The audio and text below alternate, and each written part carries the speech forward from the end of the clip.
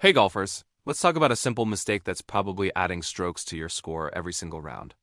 You see the flagstick, and every instinct tells you to aim right at it. But here's the truth. For most amateurs, aiming at the flag is a trap, and it's time you learn to aim somewhere else to actually get closer. Think about it this way. Every green has a safe zone and a danger zone. When you're pin hunting, you're flirting with the danger zone. That could be a deep bunker, a steep slope running off the green, or thick rough. The pros aren't always firing at flags. They're playing the percentages. They understand that a miss towards the center of the green is almost always better than a miss towards the trouble. Your goal should be to hit the green first and get a putt for birdie second. Chasing a pin you have no business going for often leads to a double bogey or worse. So firstly, what's the smarter play? You need to start thinking in terms of the safe zone. This is usually the fattest, most forgiving part of the green.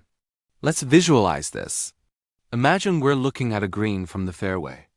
The pin is tucked in the back right corner, guarded by a deep bunker. The amateur move is to aim directly at the flag. A slight push, and you're in the sand facing a nightmare shot. A slight pull, and you're on the left side of the green with a monster putt. The smart play? Aim for the center of the green, or even slightly left of center. This gives you the biggest possible landing area. A perfect shot is in the middle of the green with a reasonable birdie putt. Your miss to the right still finds the green, and your miss to the left is also safe. You've taken the big number completely out of play. Secondly, now let's look at another classic pin position. Front left, just over a pond or a false front that will suck your ball back into the fairway. Again, the temptation is to go right for it. But if you come up even a yard short, you're wet or facing a tricky chip back up a slope. The high percentage shot here is to aim for the middle of the green. You take the water or the false front completely out of the equation. Your target is 10 to 15 feet right of the flag. If you hit it straight, you have a simple putt from the center of the green. If you pull it a little, you're right next to the hole. And if you push it slightly, you're still safely on the putting surface. It's about maximizing your chances for a two-putt par and minimizing the risk of a disaster. Thirdly, what about the ultimate test, the island green? This is where mental discipline really comes into play. The pin is dead center. It feels like you have no choice but to aim at it. But even here, there's a smarter way. Most island greens aren't perfect circles. They're often wider in the middle and narrower at the front and back. So your primary thought should be carry the front edge and don't go over the back. Don't fixate on the hole itself. Pick a spot in the absolute dead center of the green, maybe a slightly different colored patch of grass, and commit to hitting that spot. Your only goal is to land on the green. Forget the pin.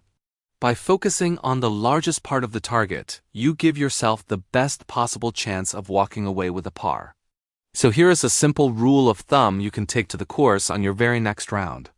When in doubt, always, and I mean always, aim for the center of the green. If you feel a little more confident, you can aim for the larger landing area between the pin and the center. Look at where the trouble is and aim away from it. Pin hunting leads to a roller coaster of scores. You might get one amazing birdie, but it'll be followed by bogeys if you short-side yourself. Taking the safer route to the fat part of the green means more greens in regulation, more easy pars, and lower scores overall.